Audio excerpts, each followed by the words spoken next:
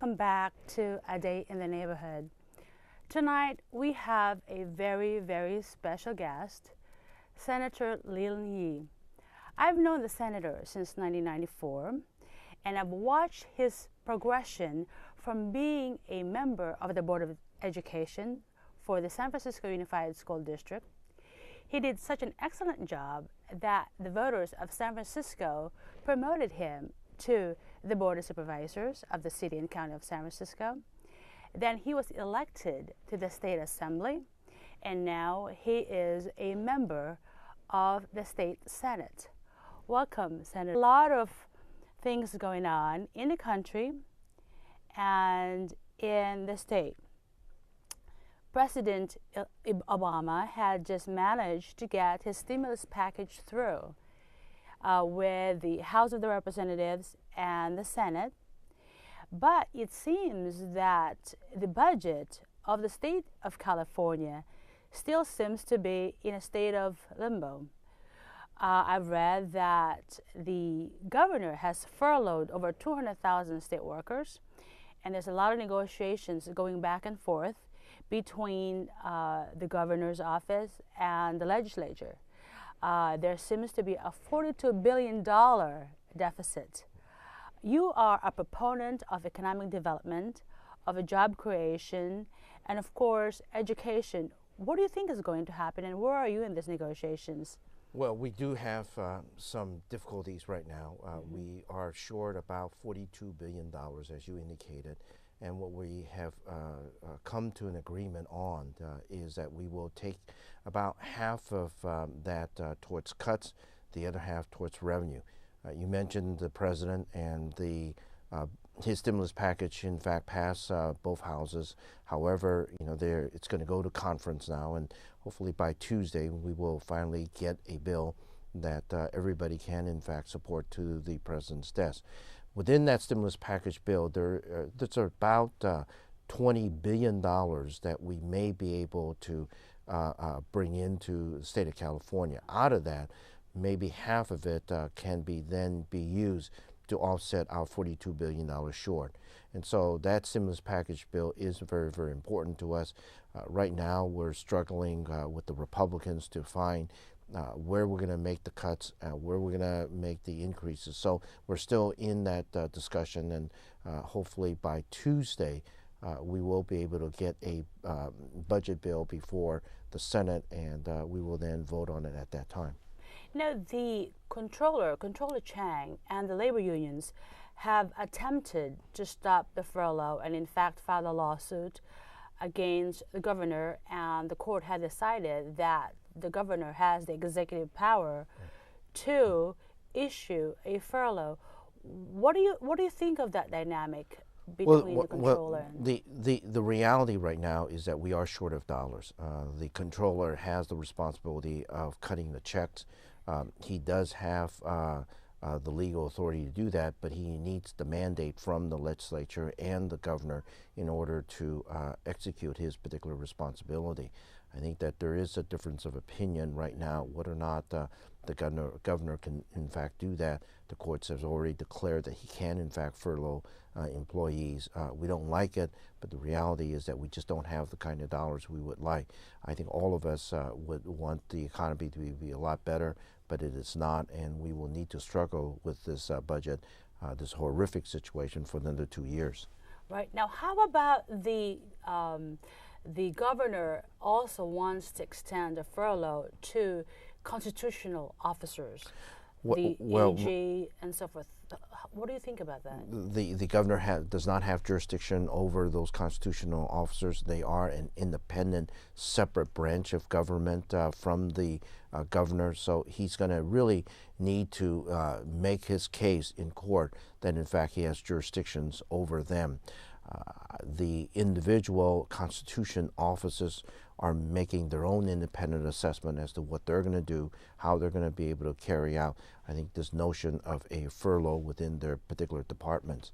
But I think we've got to focus back on the budget, and the reality is that we are short about $44 billion, and we've got to look at ways to grow our economy, figure out where we're going to make the cuts, and then look at what kinds of revenues we can, in fact, Right. increase. Now, what created this $42 billion deficit in your mind? About 2 years ago, we were monitoring, the Senate was monitoring our sales tax revenues, and what we found towards the latter part of 2007, that we saw a rather precipitous drop in our sales tax revenue. When we examined that precipitous drop, we found that they were really in the sort of high-end luxury items. And those are key indicators for us as to what the income tax rolls are going to be, what is the business income tax rolls going to be. And what we were finding was that people were not spending any money, Right. and when people don't spend money, then their personal income and corporate income are going to be down.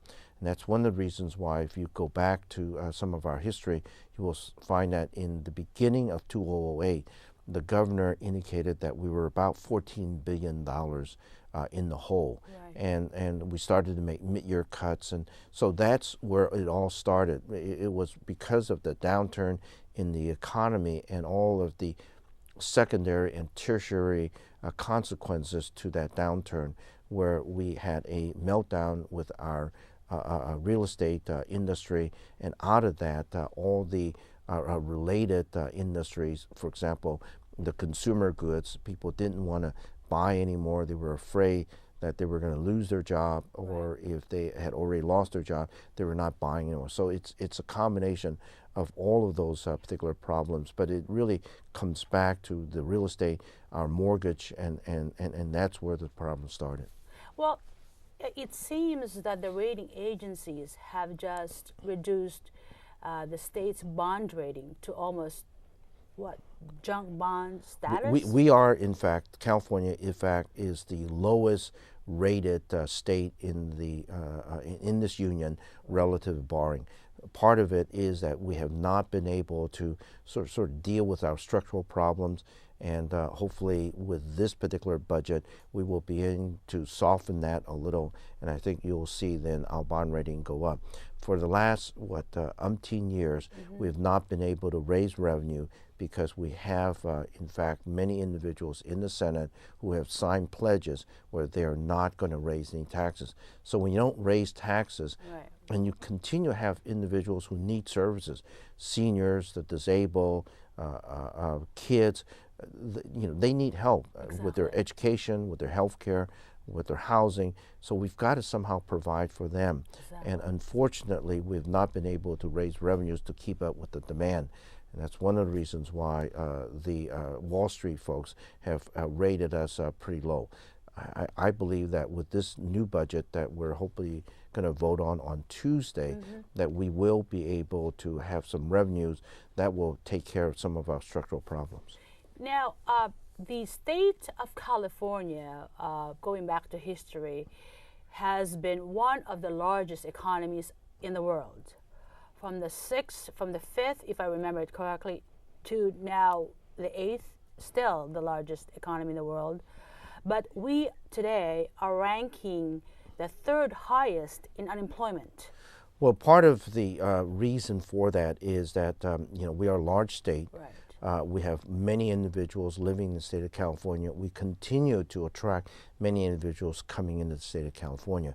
So our economy is, while robust, it is extremely large, and that's part of the difficulty that we have, where so many individuals, when the economy is down, it's going to affect a lot of individuals. Right. But I think you are also correct that we are a robust economy.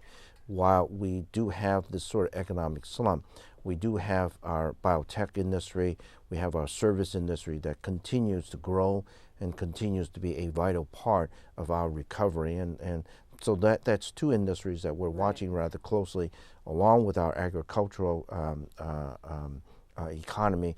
Those three are our linchpin in terms of our economic recovery. Now, how about the loss of jobs to overseas? As a matter of fact, a friend of mine had recently emailed me an article. Even IBM is offering their staff, they're laying off a bunch of employees, and those employees are given options that if they want to stay in IBM, they could choose to work in other countries like India, China, and I believe Brazil. So it's part of the job matching program that IBM has. I don't know if that also is true for other corporations, but is California facing a problem because of the exportation of jobs as well? We clearly have lost quite a bit of jobs in our manufacturing, Right. in our high-tech industry, because for many of these companies, they find that it is cheaper to export some of these jobs overseas. But what we're finding is that the quality of the performance of individuals in those outlining areas are not as good as our own employees. Right. I think the other is that with the service industry, that has really helped stabilize our economy somewhat. With our biotech industry, that's also helped to stabilize our economy. So while we are going to lose some jobs because of the global economy, the globalization of our economy, we are developing more and more niche types of jobs, Right. high-end jobs, and that I think is going to help continue to keep our economy in California rather robust. Right. Now, you are from the city of San Francisco. You're representing San Francisco and parts of the peninsula. San Francisco is facing a $556 million budget deficit. Do you think San Francisco deserves to get any help from the state, or how does that factor in? Well, San Francisco has been blessed by rather tremendous representation in the past. Carol Migden, Kevin Shelley, John Burton, Right. Willie Brown, all of those individuals have really stepped up to the plate in the past to get the dollars to take care of the needs of San Francisco. Right. I and along with Assembly Member Fiona Ma, Mark Leno, Tom Amiano, will also do our share to protect San Francisco. Right. There are grant dollars that we're looking at to kind of help ease that particular pain. But at the end of the day, the balancing of that particular budget is going to be the responsibility of the mayor and the board of supervisor, Right. and whenever and however we can help, we're going to be there to help them. Right. Having been a member of the board of supervisors, what do you think? What do you think is this problem with the budgeting process of San Francisco? Do you have any hindsight, opinion on?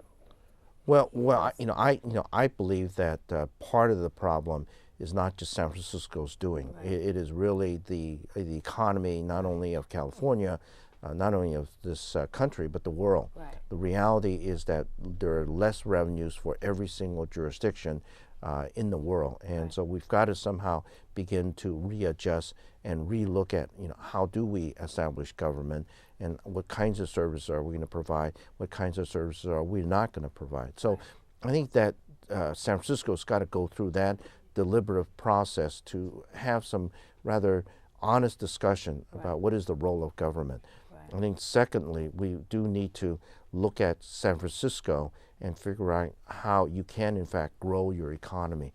It's been growing, but now you also have to grow your economy in terms of trying to find new revenues, Exactly. additional revenues to deal with your ongoing costs.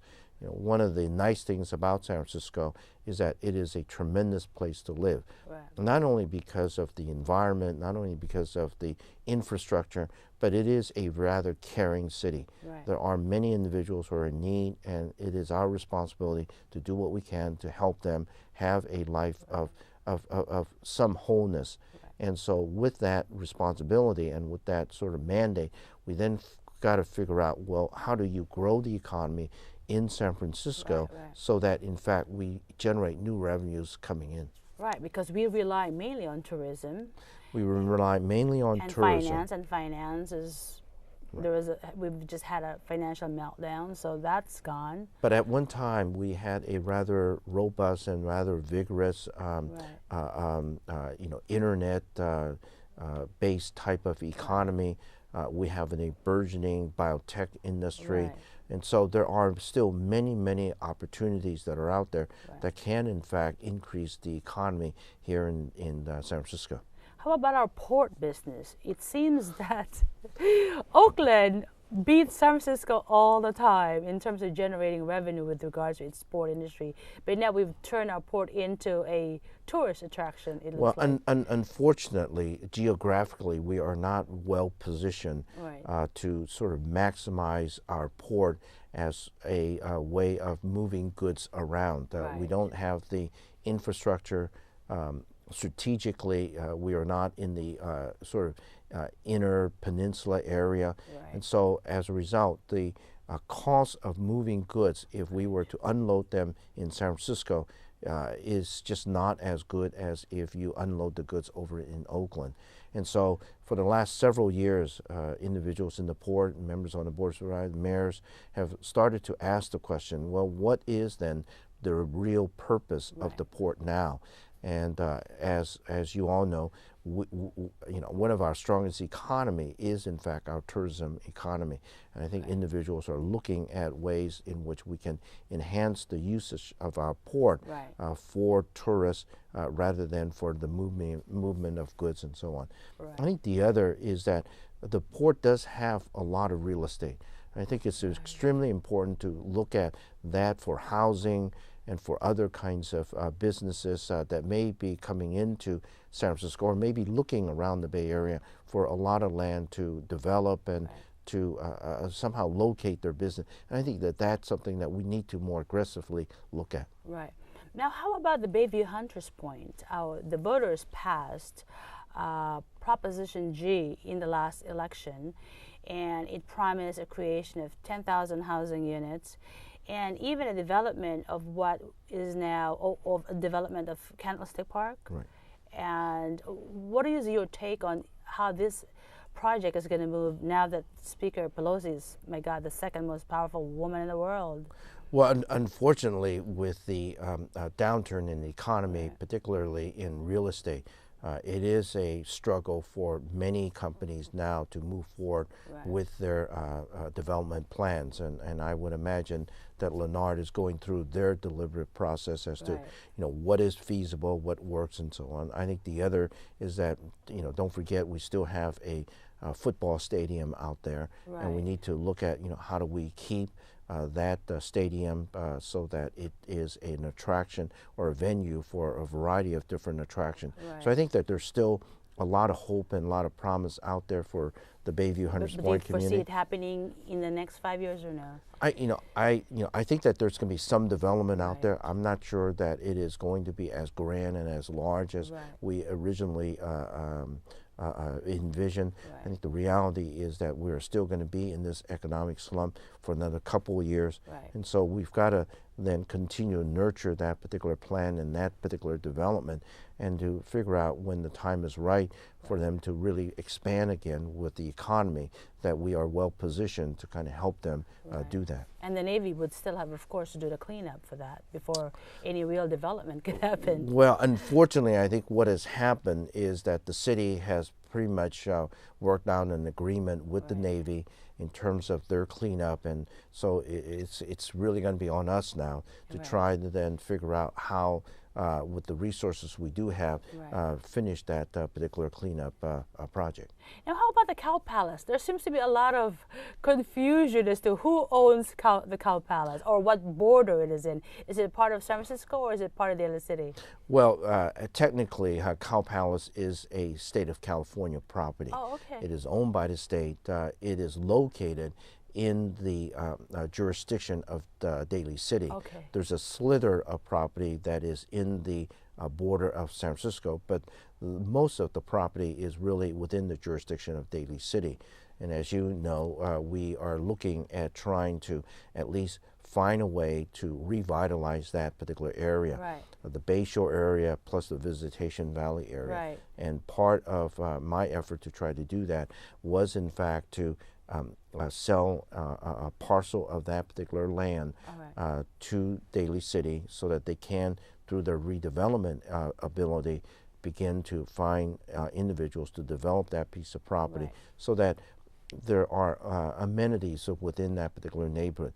There are so many individuals there that need to take 2 or 3 buses in order to go and buy groceries. Right. There are not the kinds of amenities that most neighborhoods have. There's not a neighborhood center. There's not a place to do your dry cleaning and other sort of basic needs of any particular community.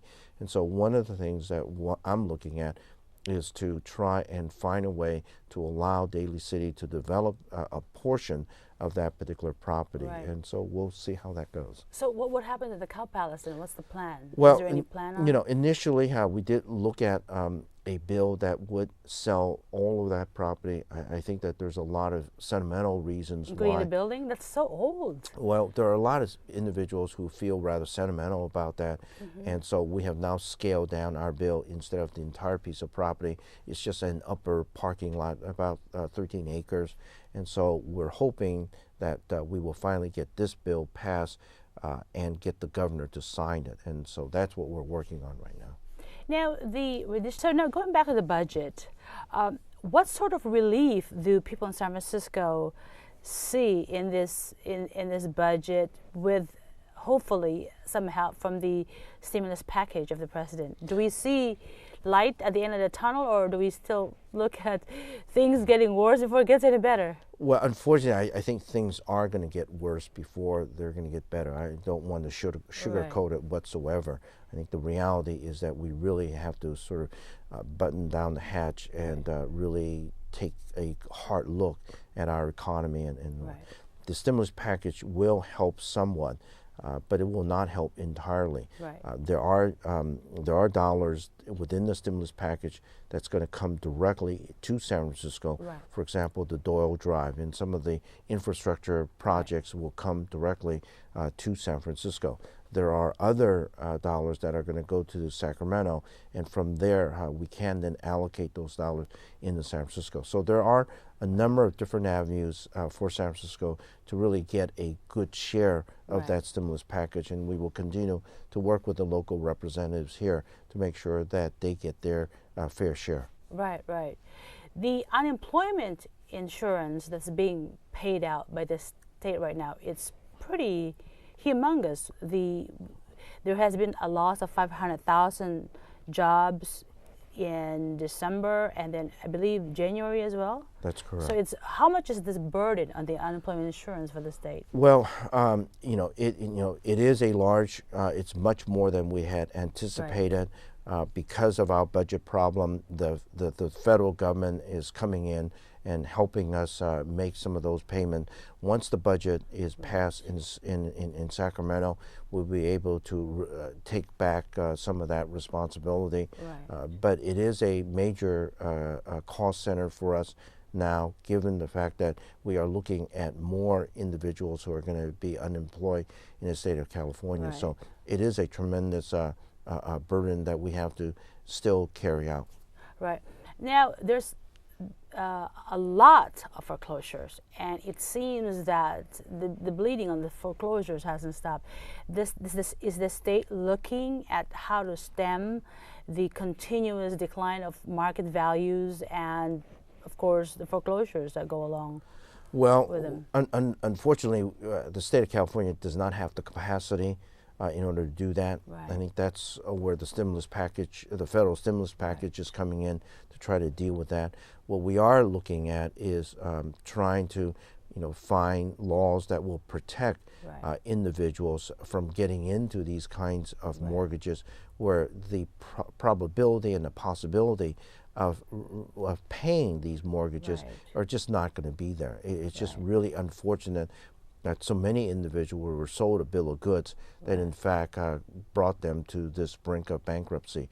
And so we have tightened the rules on that. But as you know, banks are regulated more by the feds than the state. And so as a result, we are relying more on the federal stimulus package to handle that particular problem. Right. Now, you've always been a champion of law and order. As a matter of fact, you did initiate a bill that protects pedestrians from getting hurt there is a bill that you have passed affecting 19th Avenue. Could you tell us a little bit about it? Well, ever since I was on the Board of Supervisors and I was representing the Sunset area, I've been particularly concerned about 19th Avenue. Right. How do you calm the traffic? How do you decrease pedestrian deaths? How do you decrease the automobile crashes and the fatalities and so on? And so over the years, we have worked to calm that traffic down by increasing signage, getting the countdown signal, getting zebra stripe intersections. And so we've been doing that. So one last piece in that particular puzzle was in fact the double fining of individuals who commit moving violations. And after 4 tries, finally we were able to get the governor to sign that particular bill. So now we've got a double fine zone on 19th Avenue, Van Ness, and Lombard. Those are all state highways. And hopefully with that, we're going to bring down the fatalities and bring down the accidents that go along those thoroughfare. But mind you, even with that, we still have to be vigilant as motorists, as pedestrians, that we don't get into these kinds of accidents. Right. How about the crime situation? The homicide rate in San Francisco has gone up, has shot up to the roof, the largest in a decade.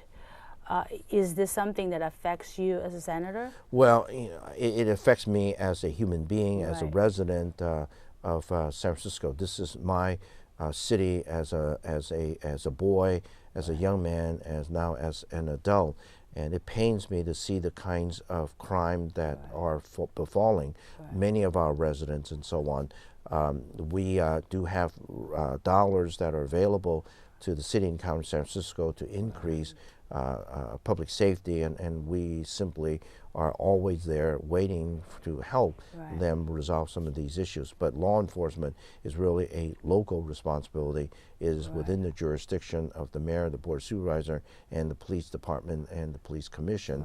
And so it's really up to them to kind of figure out how they're going to do that. But my heart does go out to all of those individuals who've been victim of this particular violence. It should not happen. It ought not to happen. It should, in fact, be really taken care of. Yeah. Senator, we're running out of time. What would you like to tell your constituents in San Francisco? Well, this is a time of New Year for all of us. It's Lunar New Year, and I just want to wish everybody the very, very best of New Year, and that we hope that the following year will be even better. Great. Well, thank you, Senator Yee. Thank you. It's always a pleasure to see you. Well, thank you very much, ladies and gentlemen, and good night.